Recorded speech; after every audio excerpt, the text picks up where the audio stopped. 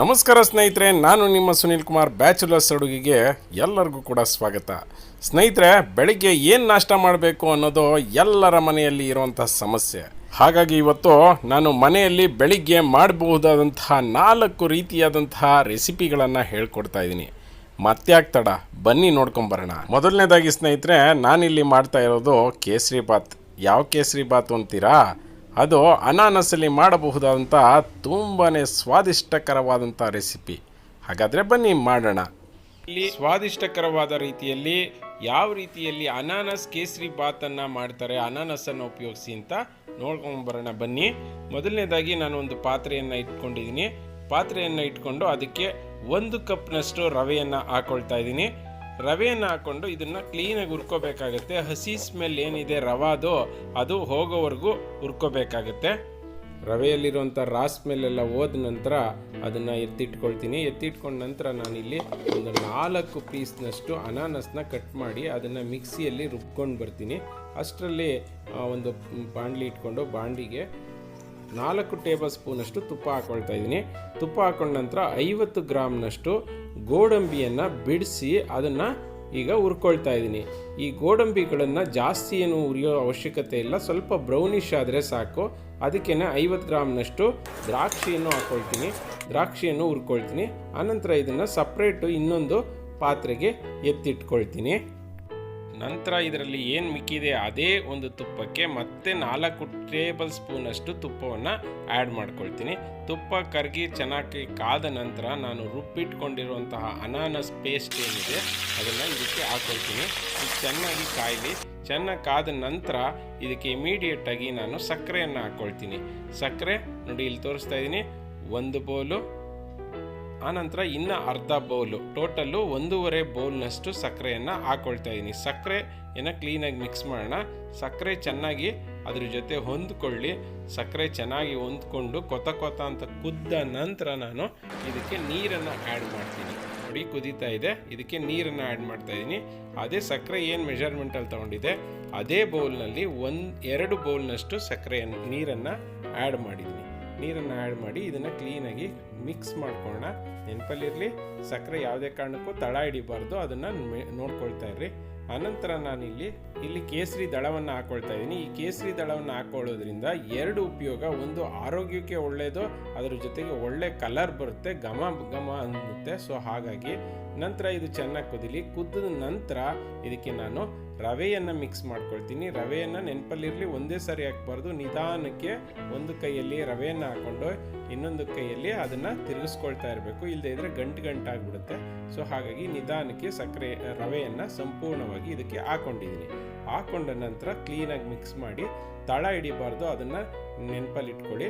ಅದು ಈ ತರಹ ಕೊತ ಅಂತ ಕುದಿಬೇಕಾದ್ರೆ ಅದರ ಮೇಲ್ಗಡೆ ಒಂದು ಲಿಡ್ಡನ್ನು ಅಥವಾ ಒಂದು ಈ ರೀತಿಯಲ್ಲಿ ಯಾವುದಾದ್ರೂ ಒಂದು ಪ್ಲೇಟನ್ನು ಮುಚ್ಕೊಳ್ಳಿ. ಇಲ್ಲಾಂದರೆ ಅದು ಸಂಪೂರ್ಣವಾಗಿ ಎಲ್ಲ ಕಡೆ ಸಿಡಿದು ಗಲೀಜಾಗುವಂಥ ಸಾಧ್ಯತೆಗಳಿರ್ತವೆ. ಒಂದು 2 ನಿಮಿಷ ಆದಮೇಲೆ ಇದನ್ನು ತಕ್ಕೊಡಿ. ನೋಡಿ, ಈಗ ಹೆಚ್ಚು ಕಡಿಮೆ ಒಂದು ಹದಕ್ಕೆ ಬಂದಿದೆ. ಇವಾಗ ಇದು ಕರೆಕ್ಟ್ ರೆಡಿ ಇದೆ. ಬಟ್ ಆದರೆ ಇದು ಪಂಗಬೇಕು.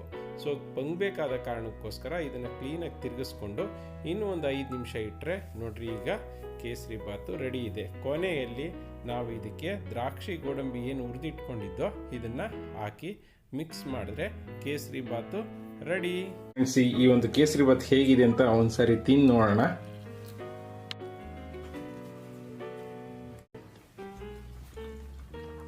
ಸೂಪರ್ ಆಗಿದೆ. ನಿಮ್ಮ ಮನೇಲಿ ಒಂದ್ಸರಿ ಮಾಡಿ ನೋಡಿ.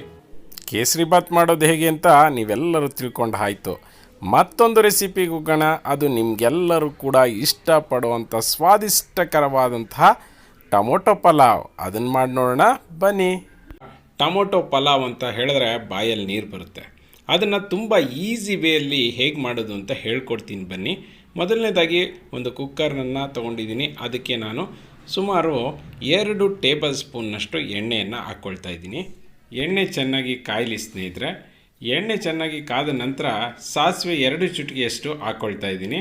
ಇದು ಚಿಟಪಟ ಅಂತ ಅಂದ ತಕ್ಷಣವೇ ನಾನು ಪಲಾವ್ ಎಲೆಯನ್ನು ಒಂದನ್ನು ಇದಕ್ಕೆ ಹಾಕ್ಕೊಳ್ತಾ ಇದ್ದೀನಿ. ನಂತರ ಸುಮಾರು ಅರ್ಧದಷ್ಟು ದೊಡ್ಡ ಈರುಳ್ಳಿ, ಅಂದರೆ ಸಣ್ಣ ಈರುಳ್ಳಿಯಲ್ಲಿ 1 ಈರುಳ್ಳಿಯನ್ನು ಕಟ್ ಮಾಡಿ ಸಣ್ಣದಾಗಿ ಹಿಂಗೆ ಉದ್ದುದ್ದಕ್ಕೆ ಕಟ್ ಮಾಡಿ ಹಾಕ್ಕೊಳ್ಳಿ.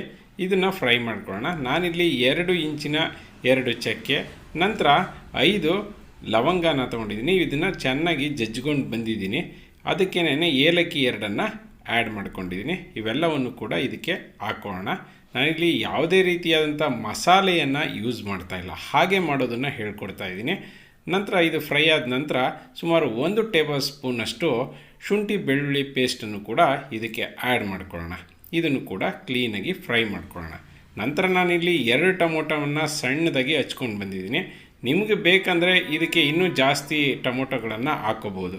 ಸುಮಾರು ಒಂದು 4 ಟೊಮೊಟೊ ಹಾಕ್ಕೊಂಡು ಮಾಡಿದ್ರೂ ಕೂಡ ಚೆನ್ನಾಗಿರುತ್ತೆ. ನಿಮ್ಗೆ ಟೊಮೊಟೊ ಫ್ಲೇವರ್ ಇಷ್ಟ ಆಗುತ್ತೆ ಅಂದರೆ ಅದರ ಒಂದು ಟೊಮೊಟೊ ಇದನ್ನು ಜಾಸ್ತಿ ಮಾಡ್ಕೊಳ್ಳಿ.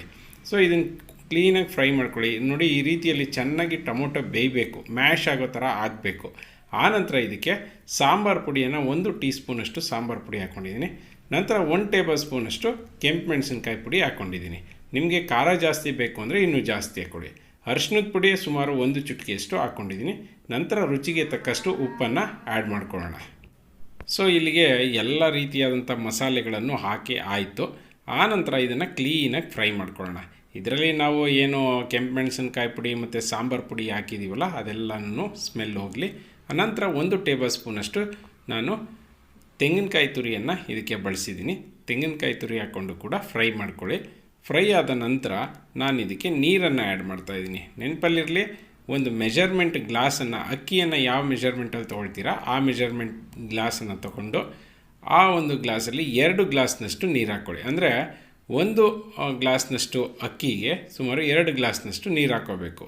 ಇನ್ನೂ ಸ್ವಲ್ಪ ನನಗೆ ಜಾಸ್ತಿ ಬೆಂದಿರಬೇಕು ಅಂತ ಹೇಳಿದ್ರೆ ನೀವು ಇನ್ನೊಂದು ಅರ್ಧ ಗ್ಲಾಸ್ ನೀರನ್ನು ಆ್ಯಡ್ ಮಾಡ್ಕೋಬೋದು. ಅಕ್ಕಿನ ಚೆನ್ನಾಗಿ ತೊಳ್ಕೊಂಡು ಬಂದಿದ್ದೀನಿ. ಈಗ ಇದಕ್ಕೆ ನಾನು ಸೇರಿಸ್ತೀನಿ. ಸೊ ಇದನ್ನು ಸಂಪೂರ್ಣವಾಗಿ ಸೇರಿಸೋಣ, ನೀರನ್ನೆಲ್ಲನೂ ಹಿಂಡ್ಕೊಂಡು. ನಂತರ ಇದನ್ನು ಒಂದು ಸಾರಿ ಮಿಕ್ಸ್ ಮಾಡಿಬಿಟ್ಟು 1 ಕುದಿ ಬಂದ ನಂತರ ಸ್ವಲ್ಪ ಪುದೀನ ಸೊಪ್ಪು, ಸುಮಾರು ಒಂದು 4 ಕಡ್ಡಿಯಷ್ಟು ಪುದೀನ ಸೊಪ್ಪು, ಹಾಗೆ ಒಂದು 4 ಕಡ್ಡಿಯಷ್ಟು ಕೊತ್ತಂಬರಿ ಸೊಪ್ಪು ಹಾಕ್ಕೊಂಡಿದ್ದೀನಿ.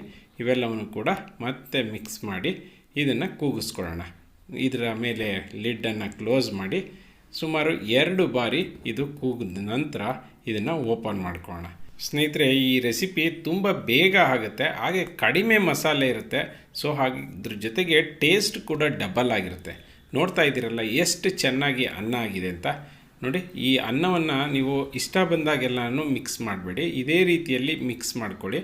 ಮಸಾಲೆ ಎಲ್ಲ ಒಂದಕ್ಕೊಂದು ಮಿಕ್ಸ್ ಆಗೋ ರೀತಿಯಲ್ಲಿ.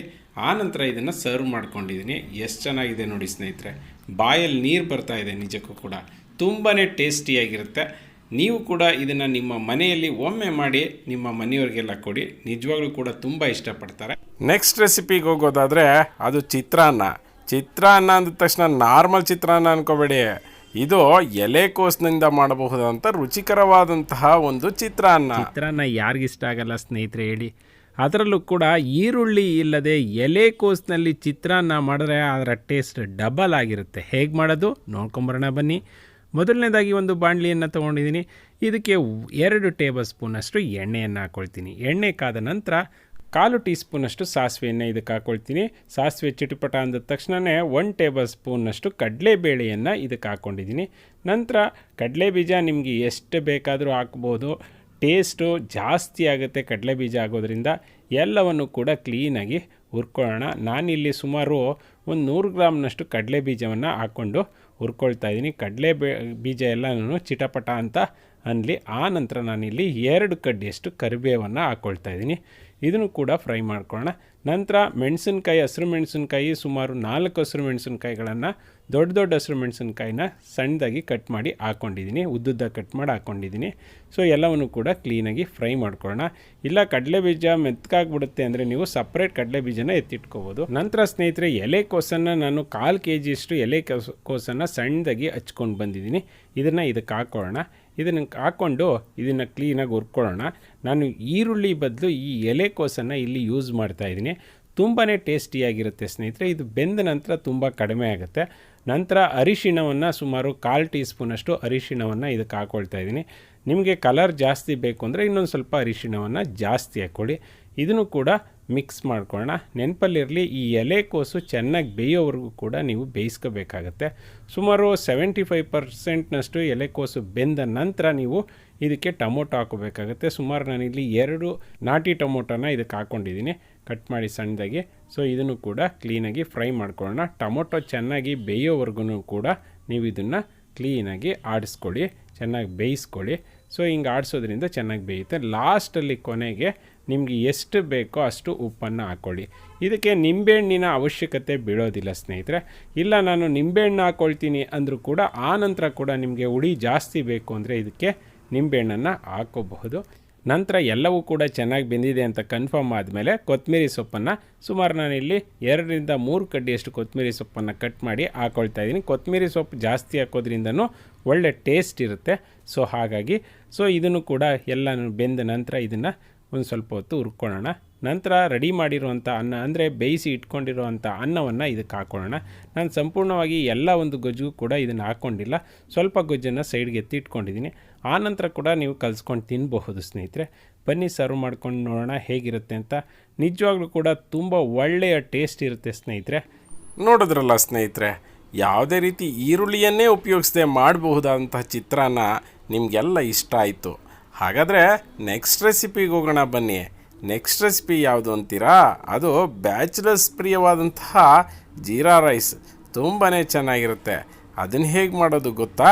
ಬನ್ನಿ ನೋಡೋಣ. ಒಂದು ಹೊಸ ರೆಸಿಪಿ, ಹಾಗೆ ಫಾಸ್ಟೆಸ್ಟ್ ರೆಸಿಪಿ, ಅದರಲ್ಲೂ ಬ್ಯಾಚುಲರ್ಸ್ಗೆ ಹೇಳಿ ಮಾಡಿಸಿದಂತಹ ರೆಸಿಪಿಯನ್ನು ತೊಗೊಂಡು ಬಂದಿದ್ದೀನಿ. ಇದು ಜೀರಾ ರೈಸ್. ತುಂಬಾ ವೇಗವಾಗಿ ಜಸ್ಟ್ 5 ನಿಮಿಷದಲ್ಲಿ ಮಾಡಬಹುದಾದಂಥ ರೆಸಿಪಿ. ಬೆಳಗ್ಗಿನ ತಿಂಡಿಗೆ, ಸಂಜೆ ತಿಂಡಿಗೆ ತುಂಬಾ ಚೆನ್ನಾಗಿರುತ್ತೆ. ತುಂಬ ಈಸಿಯಾಗಿ ಹಾಗೆ ಫಾಸ್ಟಾಗಿ ಹೇಗೆ ಮಾಡೋದು ಅಂತ ನೋಡ್ಕೊಂಬರೋಣ ಬನ್ನಿ. ಮೊದಲನೇದಾಗಿ ನಾನಿಲ್ಲಿ ಒಂದು ಕುಕ್ಕರನ್ನು ತೊಗೊಂಡಿದ್ದೀನಿ. ಈ ಕುಕ್ಕರ್ಗೆ ನಾನು ಫಸ್ಟು ತುಪ್ಪವನ್ನು ಹಾಕ್ಕೊಳ್ತಾ ಇದ್ದೀನಿ. ತುಪ್ಪ ಅಥವಾ ಎಣ್ಣೆಯನ್ನು 1 ಟೀ ಸ್ಪೂನ್ ಹಾಕ್ಕೊಳ್ಳಿ. ಆನಂತರ ಇದಕ್ಕೆ 1.5 ಇಂಚಿನಷ್ಟು ಚಕ್ಕೆ, ಹಾಗೆ 2 ಪಲಾವ್ ಎಲೆ, 1 ಕಾಡು ಏಲಕ್ಕಿ ಅಂತ ಹೇಳ್ತಾರೆ, ಅದನ್ನು ಹಾಕ್ಕೊಂಡಿದ್ದೀನಿ. ಹಾಗೆ 2 ನಾರ್ಮಲ್ ಏಲಕ್ಕಿಯನ್ನು ಹಾಕ್ಕೊಂಡಿದ್ದೀನಿ. ಕಾಡು ಏಲಕ್ಕಿ ಇಲ್ಲ ಅಂದರೂ ಪರವಾಗಿಲ್ಲ. ನಂತರ 2 ಹಸಿರು ಮೆಣಸಿನ್ಕಾಯಿನ ಉದ್ದುದ್ದು ಕಚ್ಕೊಂಡು ಹಾಕ್ಕೊಂಡು ಫ್ರೈ ಮಾಡ್ಕೊಳ್ತೀನಿ. ಇವೆಲ್ಲವೂ ಫ್ರೈ ಆದ ನಂತರ ಫ್ರೈ ಆಗಿರುವಂತಹ ಗೋಡಂಬಿ 10, ಹಾಗೆ 2 ಟೀ ಸ್ಪೂನಷ್ಟು ಜೀರಿಗೆಯನ್ನು ಹಾಕ್ಕೊಂಡಿದ್ದೀನಿ. ಇವೆಲ್ಲವನ್ನು ಕೂಡ ಕ್ಲೀನಾಗಿ ಫ್ರೈ ಮಾಡ್ಕೊಂಡು ನಂತರ 1 ಬೌಲ್ನಷ್ಟು ನಾನು ಅಕ್ಕಿಯನ್ನು ಇದಕ್ಕೆ ಹಾಕ್ಕೊಂಡು ನಂತರ ಇದನ್ನು ಕೂಡ ಫ್ರೈ ಮಾಡ್ಕೊಳ್ಳೋಣ. ಇವೆಲ್ಲವೂ ಫ್ರೈ ಆದ ನಂತರ ಉಪ್ಪನ್ನು ಇದಕ್ಕೆ ಬೆರೆಸ್ಕೊಳ್ಳೋಣ. ಎಷ್ಟು ಬೇಕೋ ಅಷ್ಟು ಉಪ್ಪು ಹಾಕ್ಕೊಳ್ಳಿ, ಜಾಸ್ತಿ ಉಪ್ಪು ಬೇಡ. ಆನಂತರ ಇವನ್ನೆಲ್ಲವನ್ನು ಮಿಕ್ಸ್ ಮಾಡಿಕೊಂಡು ಚೆನ್ನಾಗಿ ಫ್ರೈ ಮಾಡ್ಕೊಳ್ಳೋಣ ಫ್ರೆಂಡ್ಸ್. ಚೆನ್ನಾಗಿ ಫ್ರೈ ಮಾಡ್ಕೊಂಡಷ್ಟು ಟೇಸ್ಟ್ ಜಾಸ್ತಿ ಇರುತ್ತೆ. ಸೊ ನಾವು ಈಗ ಆಲ್ರೆಡಿ ಏನು ಅಕ್ಕಿ ಹಾಕ್ಕೊಂಡಿದ್ವಿ ಆ ಬೌಲನ್ನು ಉಪಯೋಗಿಸಿ 2 ಬೌಲ್ನಷ್ಟು ನೀರನ್ನು ಇದಕ್ಕೆ ಹಾಕೋಣ. ನೀರನ್ನು ಹಾಕ್ಕೊಂಡ ನಂತರ ಇದನ್ನು ಕ್ಲೀನಾಗಿ ಮಿಕ್ಸ್ ಮಾಡಿ ಕುಕ್ಕರ್ ಲಿಡ್ಡನ್ನು ಮುಚ್ಕೊಂಡು 2 ವಿಷಲನ್ನು ತಗೊಳ್ಳೋಣ.